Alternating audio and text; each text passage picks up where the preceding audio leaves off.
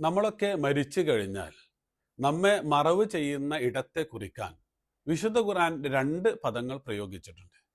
ഒന്നാമത്തേത് ഖബർ എന്നുള്ളതിന്റെ ബഹുവചനമായ ഖുബൂർ എന്നുള്ളതാണ് എങ്കിൽ, രണ്ടാമത്തേത് ജദത്ത് എന്നുള്ളതിന്റെ ബഹുവചനമായ അജിദാത്ത് എന്നുള്ളതാണ്.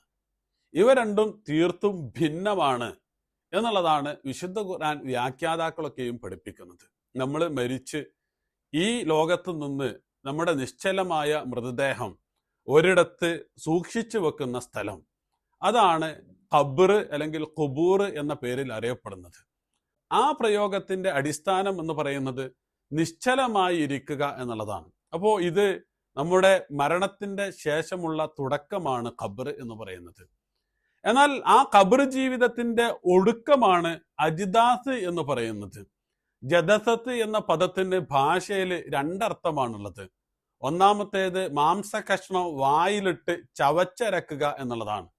രണ്ടാമത്തേത് കുളമ്പുകളുടെ ശബ്ദം എന്നുള്ളതാണ്. നമ്മൾ മരിച്ചു കഴിഞ്ഞതിന് ശേഷം നമ്മുടെ മൃതദേഹത്തെ ഭൂമി നന്നായി ചവച്ചരച്ച് കളയും.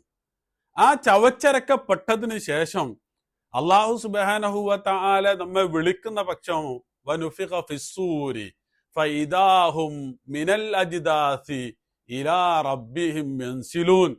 കാൽക്കുളമ്പുകളിൽ നിന്ന് ശബ്ദമുണ്ടാക്കി നമ്മൾ പടച്ച തമ്പുരാനിലേക്ക് ഓടിയെത്തുന്ന കാഴ്ച.